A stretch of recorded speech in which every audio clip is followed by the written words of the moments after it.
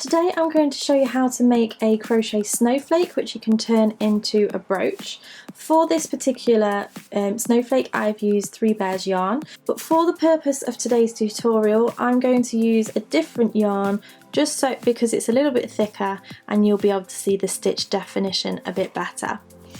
But for both snowflakes I have used a 4mm crochet hook, but you can use whichever hook you like depending on your yarn.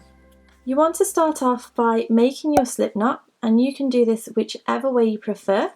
Then you want to insert your hook and you're going to start off by chaining 4. So that's yarn over, pull through, yarn over, pull through, yarn over, pull through, and once more, and that's your chain 4. You're then going to insert your hook into the very first chain and grab the yarn and pull all the way through to make a slip stitch. And this has created your very center circle. So now what we're going to do is we're going to chain 3, 1, 2, 3. This first chain is going to class as a double crochet. That's a UK term. In the US this is known as single crochet, and then that's going to class as a chain 2.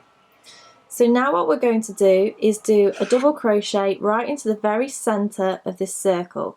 So insert your hook right into the center of the circle, grab the yarn and pull it through. You'll have 2 loops on the hook, and then grab the yarn and pull through both loops on the hook. So now we have 2 double crochets separated by a chain 2. We're now going to chain 2, 1, 2, and do another double crochet into that very center circle. We then chain 2 again and do another double crochet into that center circle. So pause the video, work your way round in that same technique, so double crochet, chain 2, until you have done 6 double crochets, and I'll meet you back in just a moment. So now I'm at the point where I've done 6 double crochets all the way around, and I've met the chain 3 that I did in the very beginning. So because I've just done a double crochet, I'm going to do the chain 2 to separate both of the stitches, and then I'm going to slip stitch right into the very first chain that we did at the beginning. So insert your hook, grab the yarn and pull it through for a slip stitch. We're then going to move on to round 2, and we're going to be working into the chain 2 spaces all the way around.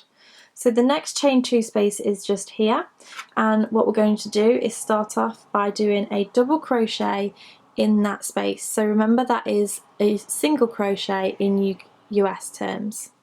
Once you've done the double crochet, you're going to chain 3, 1, 2, 3, and then do another double crochet into that very same space. Now we're going to move on to the next chain 2 space and do exactly the same thing.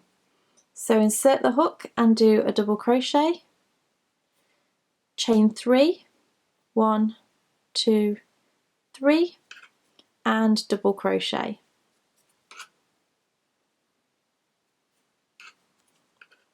Move on to the next chain 2 space and do the same stitches, so double crochet, chain 3, double crochet. Work your way all the way around to the beginning, and I shall meet you back once you've got there.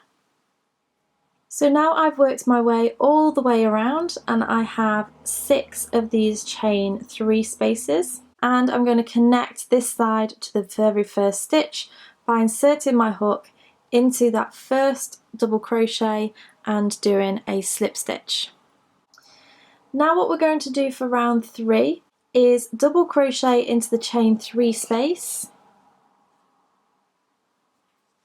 and then we're going to chain 4, 1, 2, 3, and 4, and then we're going to slip stitch into the very first chain of this round. So insert your hook, grab the yarn and pull it through for a slip stitch. So it creates the bobble at the top or at the peaks of the snowflake.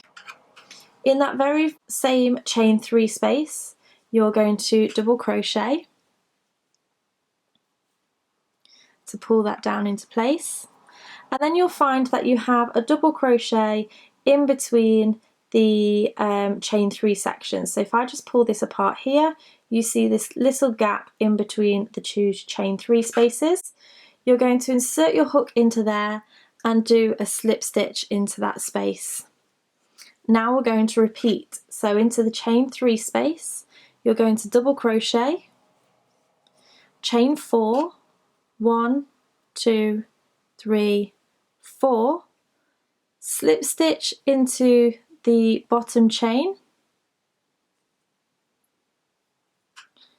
double crochet into that same chain 3 space, and then slip stitch into the double crochet in between the chain 3 spaces. You're going to repeat that all the way round, right to the very beginning, and I shall see you back at this point.